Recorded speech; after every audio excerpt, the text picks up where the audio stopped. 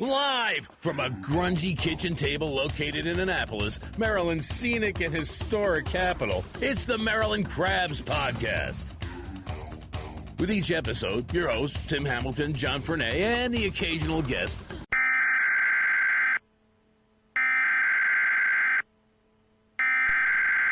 We interrupt our program to bring you this important message.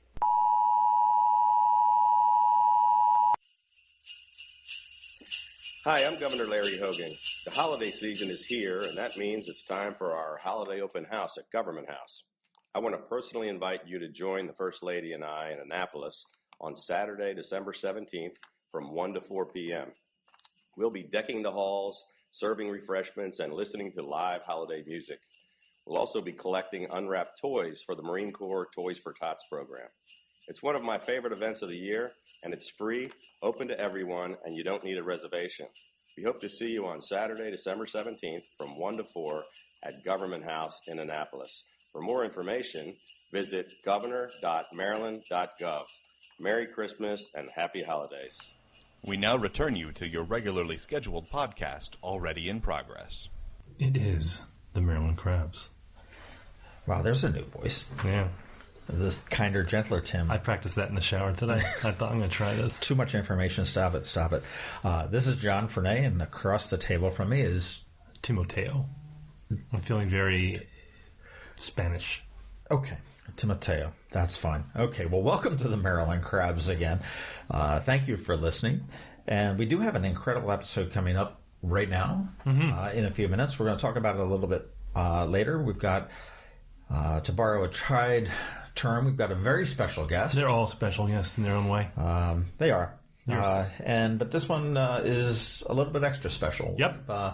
Special with special sauce. We'll be in the news. We'll be the man in the know and everything else. So you'll just have to wait and hear from them. Well, actually, you probably already know because it's in the title. It's on the title, yes, yeah, John. Yeah. So it's part of marketing. Speaker of the House of Delegates. If you haven't read the title yet, just don't. Yeah. That way you won't ruin the surprise. Anyhow, but hey, I do want to say thank you very much to everybody who has subscribed. We've got a huge. We've seen our subscription base grow. We've seen our downloads grow and everything else. So thank you all very, very much for listening. And I'll tell you, especially the people that listened to last week's episode with Annapolis Police Chief Michael Pristoop. Yeah, that hit the ground running. We that kind of exploded, and we were very pleasantly surprised to see how hot that was, because it's very, again, we don't want to suck the marrow out of the crime issue and out of HACA or HACA.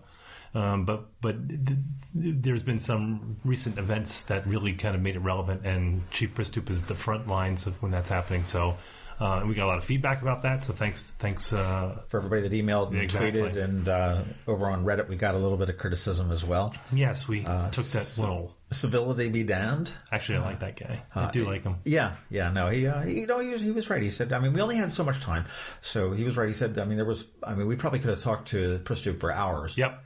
And that was, but it was very good. Pretty much we saw that the crime numbers, as far as numbers of reportable crimes, are down. Well, I think and people rely on their own experience, and I find I do that too, is that if you show the numbers and it's all anecdotal, but you say, well, crime's not bad. And you're like, well, tell that I've lost my bike, so crime is horrible. I have lost my bike. I know you have, John. I still don't have my bike. So but you can't tell people that and again, I said that with the whole thing with Newt Gingrich, because that's going to stick with me, because I think we're now in an era where facts don't matter. And I'm not picking on anybody, but I'm saying that everyone right now is running on emotion. It's their own experience. That's what matters. And with crime, I think you really do have to take that with a grain and say, it's not dangerous particularly. If you're in public housing, it's going to be more dangerous because it's the area in which the crime happens. Same with West Boston. If you look at all the cities in the country that are driving these crime numbers, and that's Baltimore and Chicago, and I'll say that about any conservative, they'll tell you at any given time what the death rate in Chicago is. Absolutely. But those are very specific areas, and the crime in those areas aren't indicative of what's happening in the rest of the country. But I think that was the frustration that I sensed with the chief, is that that's something he's trying to drive home, and it's very difficult because people don't want to hear that crime's not bad, because that's not what their perception. When they're a victim, absolutely. And I think we discussed about the cameras that they're going to be adding, how they're going to spend Mayor Panellides, $1.25 million, which is nice. We talked about their staffing, where they can go and what they're looking to do. Let's go back a second to cameras, though. So, I think it's great. The money would be great. The anything you can do to increase security is fantastic. But we're still down to that we got a problem with people who are going to be looking at the cameras, and that's going to be an issue. Right, absolutely. And I mean, to sit there and have to be able to monitor. You can add 5,000, 6,000 cameras. You can add them all, but if you got a couple guys who are looking at it, it's you're not going to get it. I mean, that's like putting a guy in a lifeguard chair at the end of end of the street. I mean, he's not going to be able to see everything, right? Unless it happens right in there. And I mean, obviously, anecdotally, we've heard stories that people also know where the cameras are, and they go to areas that aren't covered by the cameras. I think you're just going to chase crime around for a while. You have to accept that you're going to have a certain amount. And, I think, again, the sample size is so small that if you usually have 5 shootings in a year and you have 2 more, then you've just increased it by 45%. And those numbers look bad. And again, I'm not diminishing people dying and people getting shot, but I think we got to keep in perspective. We're a small town, so any small addition in certain crimes, any additional crimes, they're going to make those numbers spike, and they look pretty bad on paper. They really do, and we discussed that. We talked about the rapes and how they're up 200%, which is crazy. But it's not that many rapes. Which any number of rapes is bad. I know, of course, that's where you fall in that trap. If you try and diminish anything, I mean, it's not. I know. It just, but we don't mean to. But let's not rehash that. But it definitely, if you missed the Chief Pristoop discussion, go back and listen to it. He had some very good insight as to how we got where we are, what we're going to be doing going forward. And then we look at not just Chief Pristoop, but if you want to look at listen to any of the other episodes that were great. Of course, our mayoral election is going to be cranking up here very soon. Yep. I think you can see candidates be coming out of the woodwork probably by the end of this year or in January. They have to because they got to raise the money in that time. But I think listen to that episode because we have Gavin Buckley. He sort of laid out his thing, and he's the strongest contender right now, if not the only contender on the Democratic side. So, I mean, but we've heard rumblings that someone else is in the wings, but we just don't know who that is. Right. There's a January surprise coming out there. So that's will be interesting to see whether there is I don't know whether it's going to be on the Republican side or on the Democratic side. So let me do a real quick housekeeping here. So we're talking about the people listening to the episodes, and that's awesome. We love every one of you except for that guy. But we want to talk about, if for those of you who don't normally listen to podcasts, you're listening to this on the website right now or you're streaming it. Somebody forwarded it or something like that. Just discovering it. There's an easy way to do this, is that if you have an iPhone, you have the podcast app that's built in, or I like Downcast. That's another great one. You can download that one. And if you have an Android, they have Google Play on there. But go to iTunes or Google Play, on your devices, and then just subscribe to this podcast, this wonderful podcast, and whatever other podcast you want to. Once you subscribe, whenever new content comes out, which is for us is every Thursday, it gets pushed immediately to your device. You have it, and it comes out at noon on Thursdays, right? Yep. Except for last week because you screwed that up. That wasn't me, John. Yes, it was. Yes, it was totally you. We've talked about this before. If I don't have proper supervision, whose fault is that? It's your daughters. It's yours. It's your daughters. It's your fault. So when John doesn't screw it up, we come out at noon on Thursdays. So when you subscribe, it gets pushed automatically to your device. Sort of like you subscribe to a newspaper, and it gets delivered to you every day. Except us, it's once a week. Except and you'll get that little John red screws up. You'll get that little red bubble with the number 1 on it that says. So you want to subscribe. Don't go to the website. It doesn't matter to us. We're just trying to make it easy for you because we love you. Right. And except that guy. Like I say, and if you're on Google Play or iTunes, throw us a review, give us some stars, figure out what you're going to do there, and subscribe really, and tell everybody, tell your friends that it is. If you like what you're hearing, tell your friends and your enemies. If you don't like what you're hearing, tell us, and we'll change it. And that's legitimate. That's not a wise ass offer. We do get emails, we do get tweets. Change is hard though. Yeah, well, deal with it. But no, I mean, seriously, we want to be there for you. So if you let us know what you need, what you want to hear about, we're there. Okay. We're there. Let's talk a little bit about what we got coming up in the next few minutes. We've got 25 minutes with the Speaker of the House of Delegates of the state of Maryland, Michael E. Busch. And Mike has been a member of the House since 1987. I was in high school. Yeah. Many. You were in your mid-50s. Yeah. Can I say? No, I can't. No. Screw you. You have a potty mouth.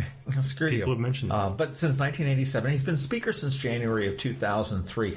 So he is going on his 14th year as Speaker, and my math is right, he'd be his 30th year as a delegate. Mm-hmm. So if there's anybody that knows where the bodies are buried, how to work the state of Maryland, he's seen Republican governors, he's seen Democratic governors, and along with Mike Miller, they're seen as the embodiment, for better or for worse, of the Maryland political system. Mm-hmm. They've both been in for a long, long time. They're both the undisputed leaders of the Democratic Party in the state. And they've gotten criticism as well as lauds for that. Maryland has one of the most entrenched legislatures in the country, I think, behind, I believe, New Mexico and Illinois, maybe. Yeah. And by that, those are the longest-serving delegates and state senators. Right. So there's not been a lot of changeover, at least in the leadership. Right. We talk about that a little bit. Yep. Maryland is also one of the most gerrymandered states. It is the most gerrymandered state ahead of Texas, and we talk about that too. And we talk about that. It was kind of interesting. We talked about Speaker Busch is a graduate of Temple, and that's where I graduated from too. Mm-hmm. But he graduated a couple of years earlier. But he was a running back, and Temple, and he'll be in the Military Bowl. Yeah, Temple will be playing in the Military Bowl this year on December 27th. But he is a St. Mary's high school graduate here in Annapolis. He's also an employee of the Anne Arundel County Department of Parks and Rec. And just a really good guy. I mean, we sat down in the Speaker's Lounge in the Capitol. It was luxurious. Very nice.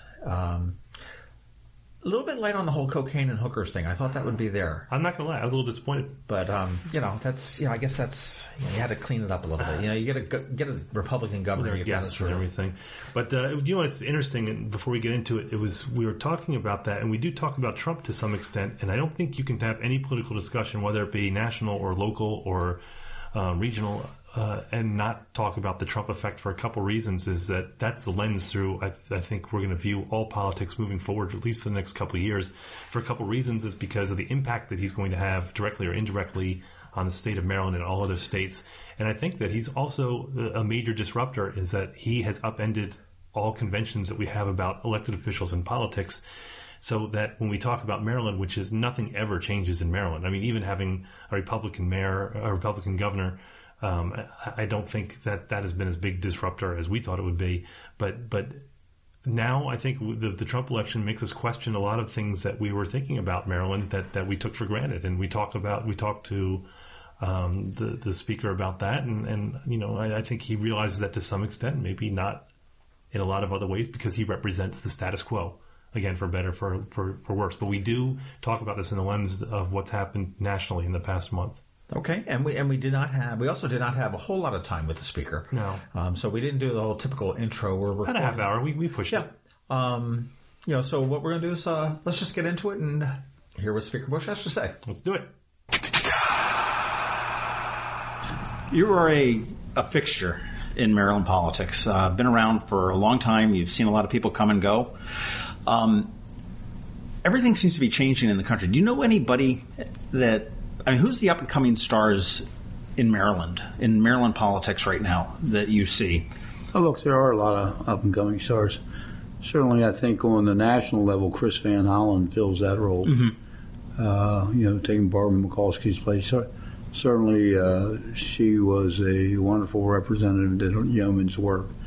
But Chris Van Hollen is up and coming. I think Anthony Brown will be a good congressman. I think that John Sarbanes, three young people that I think will do very well over their career. And then in the General Assembly, there's a lot of bright, talented people coming up. Right.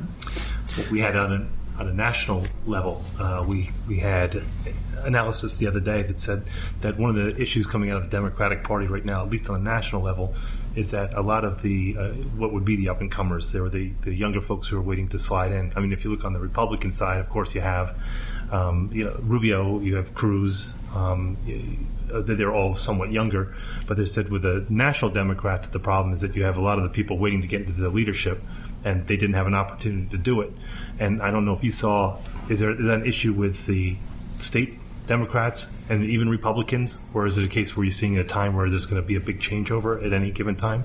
Well, I think in House of Representatives there was an issue that, you have Nancy Pelosi has been Speaker for... That was the one that he pointed out specifically. Yeah. And then, her leadership team, average age of her and the majority and the minority whip and that of the Black Hawk is basically 75, 76 years old.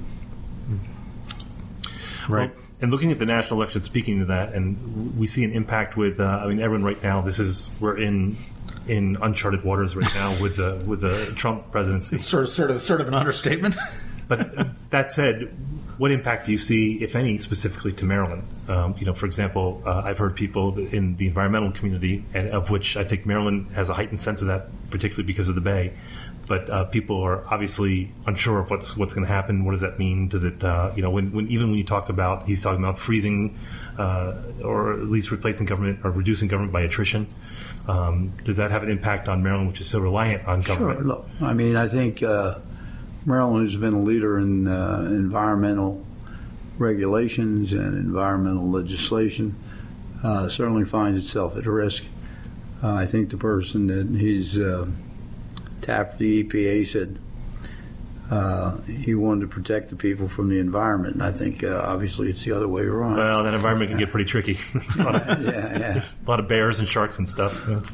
Look, I think there's a tremendous amount of evidence about global warming. Certainly we've seen all the efforts at the federal level and the state level to bring back the Bay, which has been very important. Not only Maryland, but also Virginia and other states. So I think from that standpoint, the environment is very, very important to the citizens of Maryland. Do you see an impact, do you think, from his presidency as far as? Oh yeah, that's just the environment. You start talking about our workforce through attrition.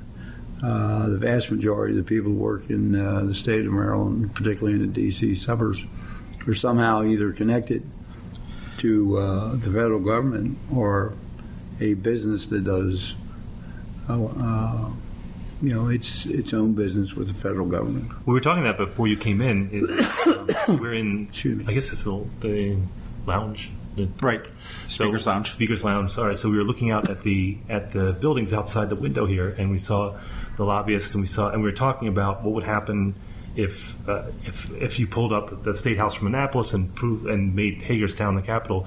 What happens to Annapolis as a whole? What happens to the restaurants? What happens to the landlords? It was just an interesting exercise that we were talking about, and we said if you look at that from a statewide perspective, where Northern Virginia and Maryland are so reliant on the federal government, what happens if there are those reductions in size of government? And that's not even policy.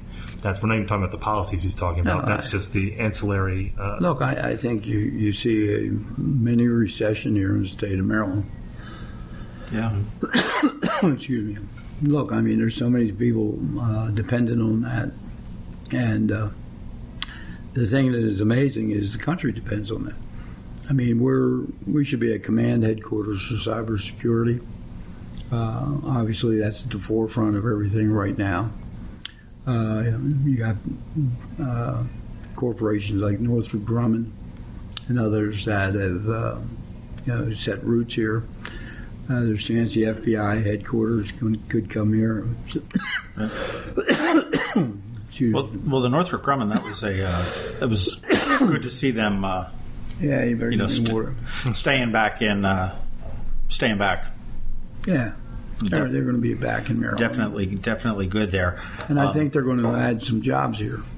Yeah, No, for sure there.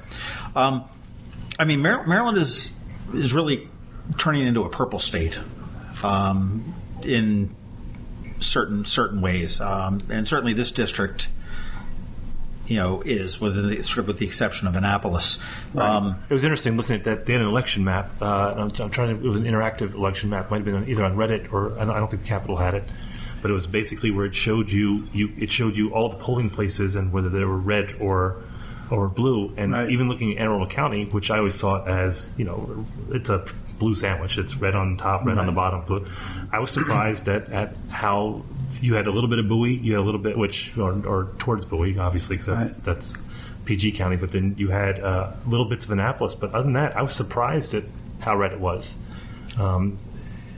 Yeah, it was. I mean, we've got to see it. It's just sort of a tidal change in Annapolis. I mean, we've got a Republican governor, which we haven't. We had Ehrlich for a term, but we've got a wildly popular Republican governor. We've got county executive Shu, Republican Mayor Mike Panelides, which is not so much the county executive, but certainly the mayor has been a change there. And I mean, how do you see that as being, and obviously every election is a challenge, but do you see that as a challenge going forward for you? Look, I think that every election has its own dynamic. Now, the Republicans are going to face the same thing the Democrats faced for years. That's true.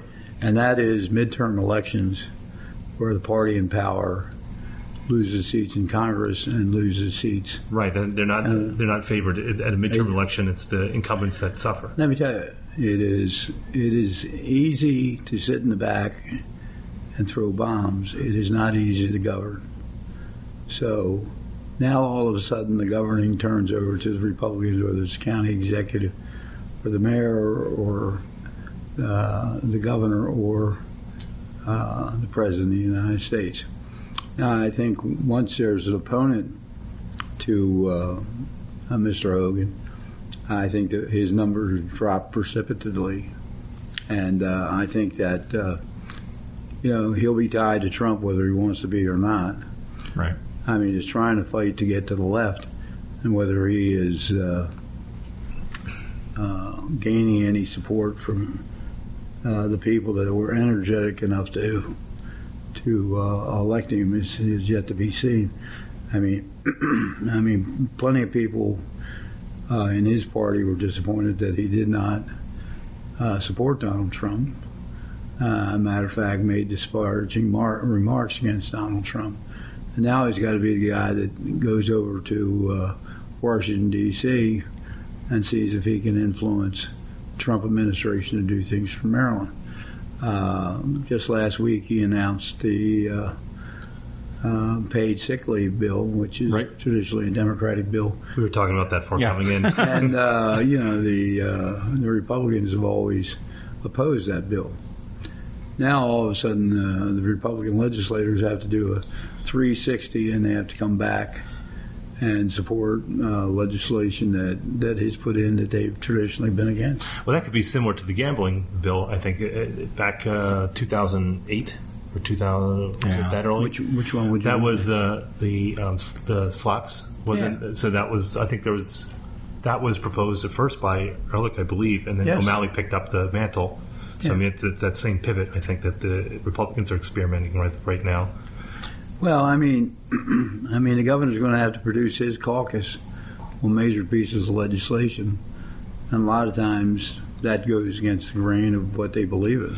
Well, that brings up, and this is more of a national viewpoint, and I don't want to dwell on the election because I think we're all beating that to death, every day. But it is interesting to me that you have Republicans that, John McCain. While we're recording this will air in about a week. But as we're recording this right now, the CIA has said that that the Russians certainly influenced or through the release of the emails the election, and you have right now some Republicans are siding with Democrats saying that we need an investigation, and John McCain is certainly at the forefront of that too, and he's taking a lot of backlash from Trump supporters and from the party in general. So I think you have an issue where I think that the Democrats are going to have their 40 days in the woods where they try and figure out what went wrong and what they can do. But the Republicans, I think, nationally certainly are relatively smug with their victory, not realizing that he's not a Republican, and I think they're split on what their ideology is right now. I don't think they're. I think right now we're seeing cracks in that unity. I think that I don't think throughout the election anyone understood what Trump's policy was as far as the Republican Party is concerned. I mean, he went against the grain numerous times with traditional Republican Party members. So we looked at with the election right now, the big debate. I think at last count, Hillary Clinton was winning by 3 million popular votes. Mm-hmm. So the talk right now is looking at the Electoral College, which takes a constitutional amendment, and it's probably not going to happen. But people are looking at the issue of gerrymandering, and they've looked at, because they're talking about the same, where you have a small group of people who are making decisions for a larger, or at least giving an advantage to the incumbent. And the two states that are being looked at are Texas and Maryland. Mm-hmm. And they're being held up as examples. I thought Virginia was in there too. Probably, I think. But I think because Virginia, it's mostly gerrymandered to Northern Virginia to pull down into Central Virginia, where it's much more rural. Right. But we've Governor O'Malley always said that they would look at gerrymandering, the area of gerrymandering, when it was, especially in respect to District 3, when it was looked at on a national level. So, I mean, he was essentially closing the door on that. Is that something you ever see? Because I know it's something that Governor is going to be tackling. Here's part of the problem that people don't realize. I mean, you need, when you draw these districts up, you need a supermajority in both houses. So, could we have done a better job with redistricting? Probably yes. Or, we could have restructured that. But trying to put together 85 votes when every congressman is calling on legislators that he believes or she believes are his allies, it becomes very, very tough for a presiding officer to get a supermajority to get a bill passed. Now, maybe you take a look at how you pass bills. We have, we can get through the next election. 2019, we can look at something, but no matter what you do, it's going to be politics. You're going to enter somewhere, unless you come up with some kind of national, standards that you put in place. I think more importantly is we don't have a national ballot. You go to every It's 50 separate elections. Yeah. Well, not only that, every little borough and every little town has their own ballot. I mean, you got an election board, you got your own ballot. I mean, Yeah. Well, we did paper ballots this time. I thought we're going backwards now. If you next time we have marbles in a basket. If you look at the election where Gore lost, I mean, they had a totally different ballot in the area that he lost than they had, like in Miami and everything else. That's right. I mean, so you don't even have a national ballot. Forget about the the issue of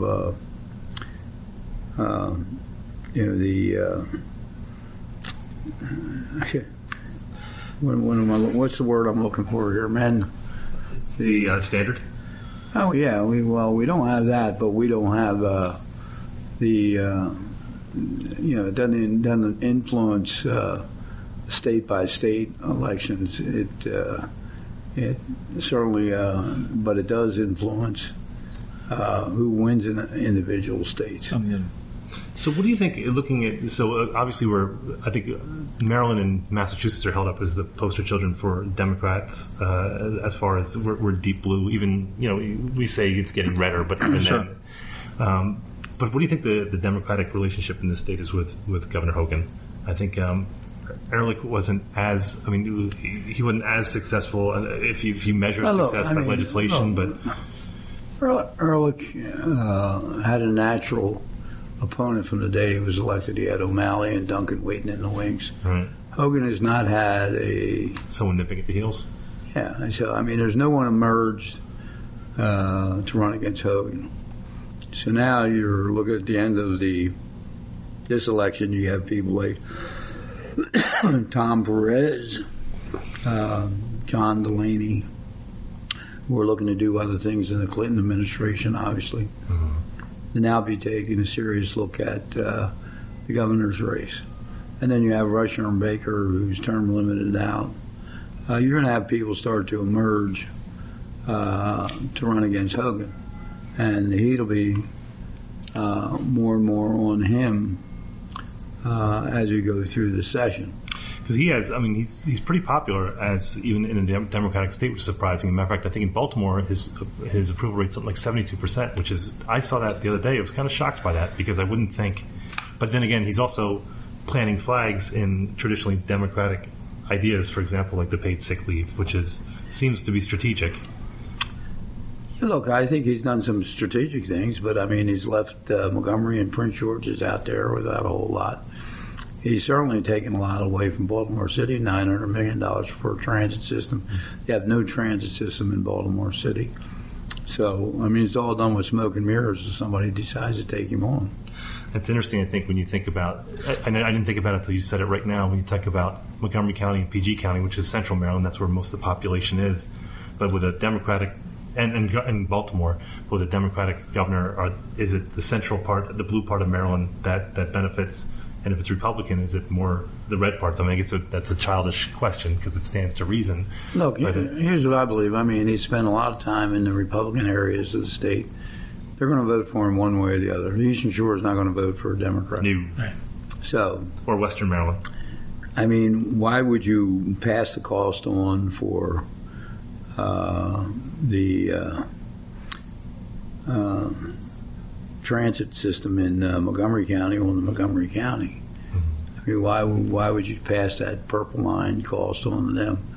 Why would you pass $250 million worth of funding for the interchange in Greenbelt? Why would you take $100 million out of the hospital in Prince George's County? Why would you take the capital city's transit corridor system off the CPT list, which is the number one priority of Montgomery County? So you've taken Montgomery County and you've basically taken away their education money, taken away their transportation money, and left them out there to say, look, you're going to have to fund this yourself. He's not saying that to anybody else. Mm-hmm. But what it takes is it's going to take someone that's running against him to be able to say that. Right. Hey, a couple weeks ago, you wrote a letter to the Capitol in response to Delegate McMillan's little thing. Just one thing I was kind of curious about, you threw out there that I hadn't heard, that he was banned from the government house? We're in the gossip section now. No, he was supposedly banned from the governor's house, government house, after he was the only Republican stood up on the floor and started taking the governor's bill on Northrop Grumman. It was pretty bizarre. I mean, we had talked to Hogan's people about the vote, and this is where the Republicans have to govern. And to the governor's credit, he got 48 out of 50. Right. But McMillan got up and started taking the governor on that issue.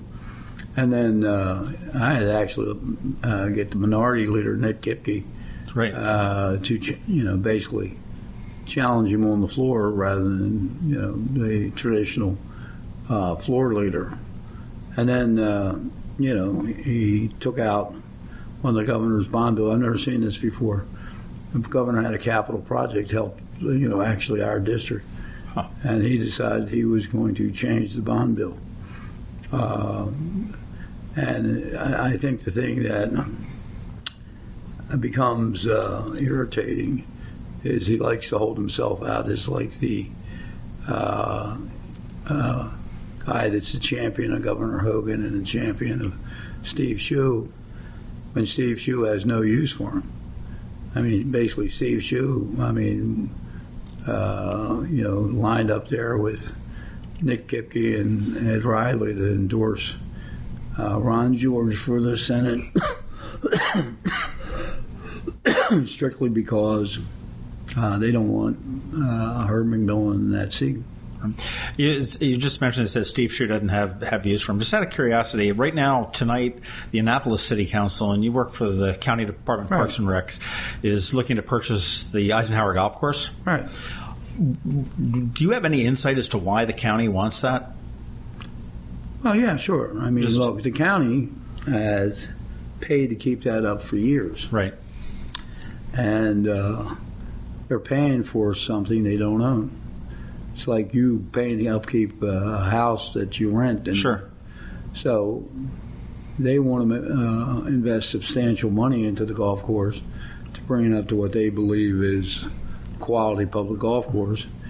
And they believe they should own the property. And in order to do that, they want to sell to the city, they wanted to buy from the city their portion, give them $300 million or $3 million. Yeah, I mean, it just seemed that it was going very, very quickly, very fast, even though it had been discussed for years or whatnot. But well, we're here in December. The legislative session looms in a couple weeks. Yes. What do you, if you had your Christmas wish list? Your Christmas wish list. Where do you see Maryland on April 10th? Look, I think it's going to be a hard year for Maryland. I mean, we run into a budget deficit. Our operating budget is going to be about $1 billion. Some of it has to be made up through last year's budget. In other words, they have to make a deficiency appropriation. And then going forward, the governor's got to put in a budget makes the cuts. The legislature can only cut from the budget, so it's the governor's budget. He's got to make a determination what he's going to fund and what he's not going to fund. Traditionally, what happens is your education budget, because it's a constitutional mandate, is not touched, or maybe trimmed around the edges. But you go into your Medicaid budget and you cut the Medicaid budget, and you're either taking people off the Medicaid rolls or you're cutting the reimbursement to doctors, physicians, and hospitals. Or, like Ehrlich, you try to raise tuition for your higher education institutions. So, I mean, that's where your flexibility is. Or you cut the corrections department, which has already been cut enough. Or then you cut back your workforce. Mm-hmm. And they've already been through downsizing. They've already taken furlough days. They've already done these things. And it really comes back to, how do you help the working middle class families that have not recovered from the recession, that are out there working two jobs, maybe not making as much as they made before in one, and how do you help them continue to get through this tough period of time? And if the services aren't there and the schools aren't there, then they have even a bigger struggle. Right. Well, sir, we want to thank you for stopping by or letting us stop by, and we know you're pretty busy. But, yeah, it's not our house, Tim. Yeah, no. So we're just going to move our stuff in. But we hope thanks for sitting down with us, and we hope you'll meet with us again for an update in a few months. It'd be great. This has been fantastic. Well, my voice is a little better next time, man. But it's been great. Well, you have a great Christmas. You too. Thank you very much, sir. As a Temple grad, are you going to be riding on the Budweiser Clydesdales again in the Military Bowl this year? Yes, I am. Well done. I'm going to be there, and I'm going to be out there flipping the coin at the beginning of the game. I'm the Temple representative to the Military Bowl. Great. And looking forward. I'm excited. Not since the 67 Owls have we had a conference champion. Awesome. Well, thank you, sir. Awesome. Thank you very much. And there you go. Straight shooter. I was expecting kind of some dancing and bobbing and weaving, and we did not have a whole lot of that. No, he didn't. I mean, he came right in, flopped himself right down on the chair and said, let's do it. Mm-hmm. So that was good. I think it was, and I certainly didn't get any, I didn't get the sense that he was blowing smoke up our butts at all. No, and I'm hoping that Delegate McMillan's not listening, because he's not. That's a fair question, because he did write that column in the Capitol last week, so there's no love lost there between the two of them. One of the things I gleaned from that is redistricting is never ever happening. No. That's the only place where I felt that there was some sort of resistance, and I had seen in a Reddit AMA probably 2 years ago when... And for those people that aren't familiar with Reddit, Reddit is very cool. Go there. But AMA is Ask Me Anything. Right. And the Governor O'Malley did that a couple of years ago in preparation for his run for presidency. And someone had asked him, what about redistricting? I live in District 3, which is the so-called pterodactyl district that we live in here. And it spreads from... Eastern Shore to Hagerstown, beyond Hagerstown. South County. I mean, yeah, it's ridiculous. Nightmare. But and Governor O'Malley said pretty much, well, we'll look at our redistricting when everyone else fixes theirs, which is to say we're never doing this. And I felt in talking to the speaker that that's not going to change. It just doesn't behoove the Democrats to do that. Well, to be honest with you, I mean, the way they gerrymandered this and the way they realigned the districts, it's benefited the speaker. I mean, his elections, the last two elections that he's won, have been by very narrow margins, to the point that he's almost lost his seat. And it'd be interesting to see what happens in the next election coming forward, to see if the redistricting that was done continues to hold. And that's like what I said before we were talking about, that you couldn't look at any politics in the country without looking through the lens of Trump presidency and the Trump election and the emotions that go along with that, because I don't think it's simple. There's no simple answer to why the election went the way it went. People have, the anger of the middle class, et cetera. But if you look at that and say that, well, there's a sense of unfairness, that they're being left out of the American dream, or the sense that they're not being represented. If you're a Republican in this state, you have to be pretty crunchy, because if you're living in Western Maryland, you're living on the Eastern Shore or north of Baltimore and then parts of this county, you don't feel that you're represented. So I think the conventions that I was talking about before we had the interview, in the intro to this, that you said that we're a purple state, and we're not a purple state. We're definitely a blue state. But I wonder, is that the way it's going to stay? I mean, we saw states that traditionally were Democrat, that were part of that Democratic wall that crumbled. Is Maryland as Democratic as we think it is? I think look at Montgomery and PG counties, where that's what the speaker was talking about. That he felt that Hogan was kind of neglecting Montgomery and Prince George's County. Which is this typical Democratic stronghold. Yeah, but it's also the economics core and the population. It drives the state. And you would argue that, and someone would argue that within the country, is people go, yeah, well, she only won, how many, 200, whatever, how many counties. And you're like, yeah, but that's like New York County. That's like L.A. County. That's where all the people live. So all the areas, or most of the areas that are blue, they're the kind of the economic driver. And you can say, well, the farmer's the backbone, and I get that. But if you look in sheer population numbers and sheer economic numbers, then it's Montgomery County and Prince George's County. And I don't know if I agree with the speaker that they're not disenfranchised. Well, I guess they would be disenfranchised. Well, they are. I mean, they've lost the purple. What they thought was coming in the purple was the purple line.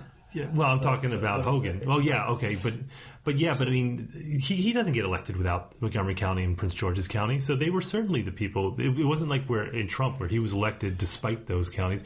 You can't win the governorship of Maryland without support of those two counties. So they voted for him. Right. So I think you look at the Democratic Party, both locally, on a statewide and nationally, and there seems to be a little bit of denial about that. The fact that that all of a sudden there was this uprising of Republican voters. That didn't happen. He was elected with a good portion of the Democratic electorate here. So I don't know if I agree with him to say that there's going to be a swing back, or what do you call that? Backlash, backlash, after, because we said that he was very popular, and he didn't tend to agree. He didn't think that popularity would last.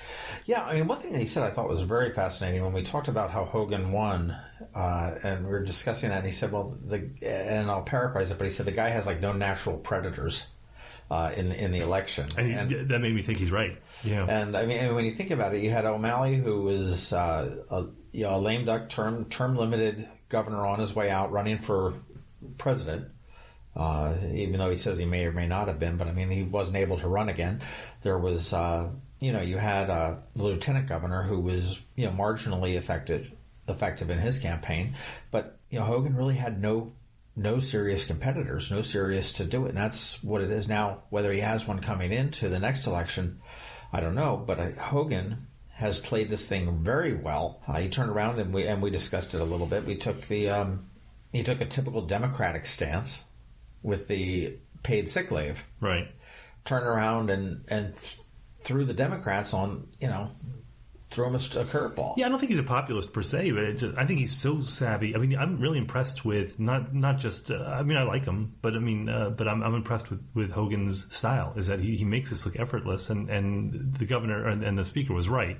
It's all calculated, and of course it is. I mean, that's the name of the game. That's the name of the game, but he makes it look effortless. I mean, I think he's right about the natural predator sort of situation. If you look at President Obama, and I'm not making a judgment about his performance one way or the other, but I will say that he's got, according to a Fox News poll, and that's an unfriendly poll, he's at 52% popularity right now, which beats Reagan, who I think was like at 47 or 48% at this point. All things being equal, President Obama is a very popular president. Whether you agree with him or not, he is very popular. But what if he didn't have Fox News? What if they didn't exist and they weren't the foil to whatever he was doing to say he's ineffective? I mean, for example, let's go international for a second. ISIS has been on the run for the past year. They've been absolutely decimated. Their leadership's been destroyed. They've been very effective at whether you agree with the droning or not. They've been very effective at combating ISIS. But to hear Fox News tell it, there's been very little progress made. There's been very little done. I don't think that's true, and I'm not picking on Fox News. But they're the ones there to kind of diminish anything that he does, and that's their job. Same way, if you look at Hogan, there's no one there to say, hey, he says, I mean, look at the pushback for the purple line. I don't think the Democrats have been very successful on a statewide level of magnifying what they see as his failures. They've not communicated that well to the electorate. Right. And the purple line is a good place to make your stand. Mm-hmm. If you're an opponent of Hogan, and no one's done it, or at least they haven't done so effectively. Right. And Hogan also turned around the thing, and the speaker alluded to this too when we were speaking about the Northrop Grumman deal, to keep them and to keep the jobs in the state. Because initially Hogan said, yeah, no, we're not going to bow down to do this. And then they were able to come to terms on that as well. I mean, I'm looking at December numbers for Hogan. Say 76% of Marylanders approve of his job. That's amazing rating. In a Democratic stronghold. 15%, it's not. 89% of Republicans have a positive job approval rating. 85% of independents and 66% of registered Democrats polled. Now, again, I don't know exactly how many people were polled in this one. WRA opinion research. I mean, they're very legitimate. It's. I mean, it's not like Yumi Hogan calling the daughter. Yeah, so I don't know how he's doing. Again, there's no love lost between the Democrats and Governor Hogan. You can see that, and the interview certainly reflected that. So if he doesn't have, some sort of up and coming, and frankly, I don't know if I agree with the speaker when we talk about up and coming Democratic superstars. I mean, I think the problem that you have nationally, as I said before, is that. The Democratic leadership nationally is a lot older, and they've not allowed for younger future members, future leaders to kind of come up in the ranks. They've kind of held them down. So I see that kind of reflected in Maryland. The Democratic leadership may be getting a little bit stale, although some might say, hey, we got a representative out here in Howard County who you've got to keep an eye on. But I don't know if I see of anyone who's really going to take on Governor Hogan. I think barring any spectacular scandal or any falling on the face of Hogan, he's got a second term pretty easily. I would think so. I would definitely think so. And I've not heard anybody. I mean, not to say there's nobody's going to come out. I mean, if you remember, Barack Obama came out as an unknown out of Chicago, right? At the first convention. At the DNC convention. It was like, whoa, dude, who's this guy talking? Now, and also, the speaker painted a very bleak picture of the budget moving forward. Yeah. Now, I'm trying to decide if that is, like we talked about, that Fox News, putting a spin. Is that political gamemanship that he's saying that we have, ugly year that's coming up, that we have to look at exactly how we're going to be spending the money? Or is it just, has there been a major change in what we've been doing as a state? I don't know. It'd be interesting to see. I mean, you don't have a 30-year run in the House of Delegates without being really shrewd. So, I mean, I think this is that is probably a little bit more of a political play than, I'll say, legitimate problems that they have. And the last thing I think we got to talk about a little bit is the Eisenhower Golf Course. So we're recording this the day after City Council. So right. City Council last night voted 5-2 right. With Alderman Littman and Kirby voting against to sell the Eisenhower Golf Course to the 7 to 2. 7 to 2? Yeah, 7 to 2. 7 to 2. To the county. Right. And they sold it for $3.1 million. Right. And I think that many people that were, and I've been accused of saying that many people, thanks to civility to be damned, got in my head. But you have, Senator Lippman, of course, and then a few of the critics who've been quoted in the paper just saying that they thought that it was undervalued because of the potential revenue. You had the Ward 1 Residents Association had questions that went unanswered that they asked for. They've got Alderman Lippman had plenty of questions that went unanswered, and it was something that was on the mayor's agenda. He had the votes to go for it, and he turned around and he pushed it through, which is fine. I mean, the county now has it. As Speaker Busch said, the county was paying for something that they didn't own, and I get that, but I just question how this was all conceived sort of in secret, but not out on the public. And all of a sudden, come October, is when the mayor says, okay, fine, here's the legislation I'm proposing to sell it. Well, that's the thing, too, is that I heard many people say, well, it wasn't rushed through. This has been going on for years. It's been discussed for years. Well, that's true, but the legislation wasn't proposed till October. That's true. Less than 2 months ago. Right. The people have not had a chance to really know about this. Right. The fact that he's been negotiating this forever is a moot point. And I'm not saying that it wasn't the best move. Maybe it was. Who knows? But it just seems like you kind of killed the golden goose on this one. Is that it seems like it would probably be worth more, especially when you take into account, like our friend Sean O'Neill says, when you look at the possibility of event rentals, and that can generate up to you said like 100,000 a month, something like that. Yeah, it was that's the estimate, right? So you're talking about, and it's going to go up if you've got an improved facility. Exactly. So did the city let this go for next to nothing? Well, one could argue that they did, and then there'd probably be persuasive arguments. But my point is that they did this very fast, very quickly, and I just don't know what the rush was. I'm curious, is they put in some amendments into this thing to restrict it and to have it open space and not necessarily a golf course, because golf courses are stupid. I think just in principle, all you golfers, just stop. Yeah. Well, I think Fred Payon said, who knows in 100 years whether golf is still going to be a thing. But I wonder whether the county, and we don't know what their plans were. They initially said they were going to do that. Was there a long-term plan to do something else with it? I wonder whether the county is accepting of that amendment to the resolution. Well, anyway, we'll see how it plays out there. But yeah, so it was great. Speaking with Speaker Busch was good. We got him just before the session, right? When all the crazy lawmakers are coming back, driving the wrong way down one-way streets, taking all the parking and drinking all the booze in town. Right. Well, I think we're going to do more of this. We're going to be during the session that I think we're going to have some guests on who are going to be talking about the legislation that goes through. We're going to be doing some roundtables. We've been discussing some ideas. So with some newsmakers, we're going to do some probably some drinking roundtables, just an excuse to drink, really, and look at what legislation's going through and what it means. And you need an excuse since when? I do not drink before 10 a.m. anymore, John. It's all about rules. That's true. So that's a good segue into talking about what we're going to have coming up. We're actually, since we are the Maryland Crabs and not the Annapolis Crabs, right. We decided that when we first started this, and believe me, I guess this is our 15th episode? 15th, 16th, something like that. So we decided that we wanted to do a handful of episodes to build a base in Annapolis, which we have. You guys have been great.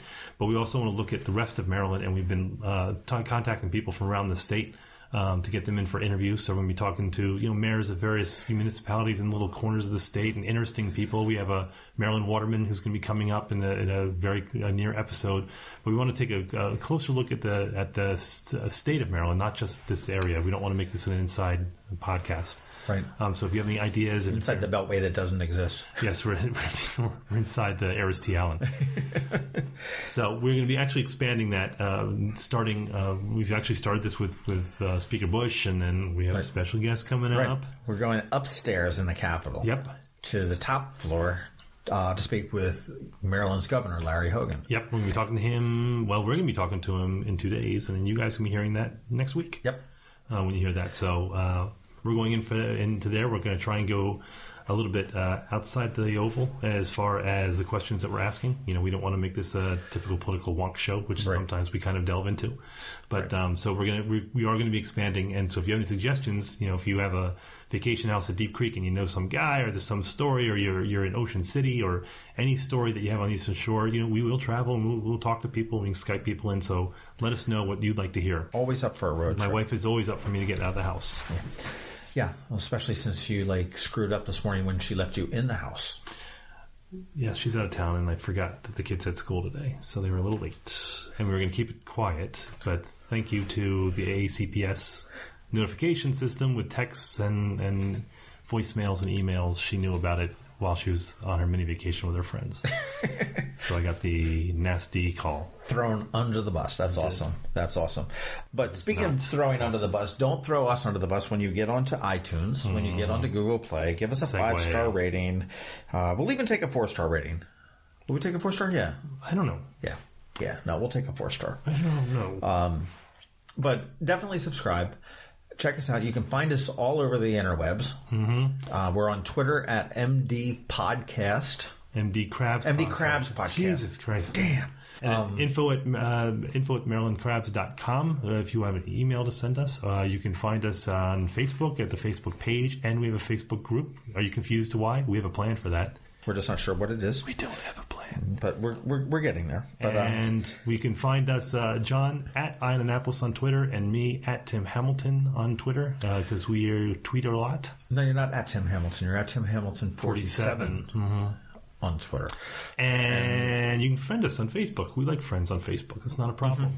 Yep. And we also do have a real website, too, themarylandkrabs.com. Mm-hmm. And so there's plenty of places to do it. We've got we're pretty active in the Annapolis subreddit, too. Yep.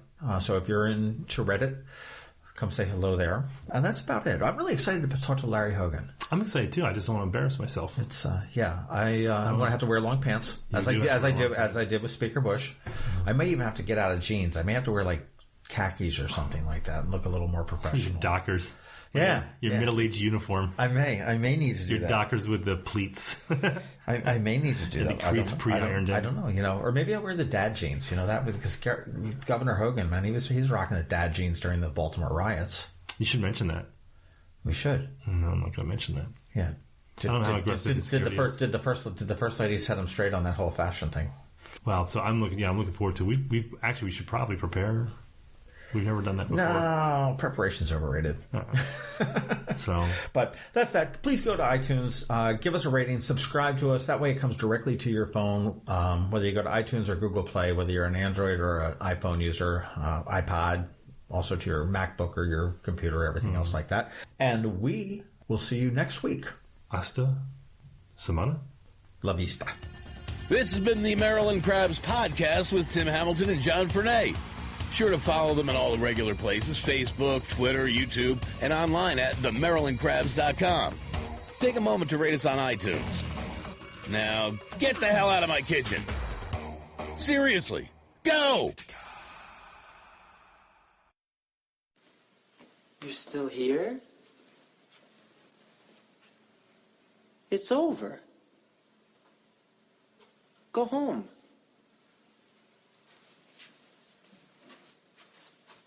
Go.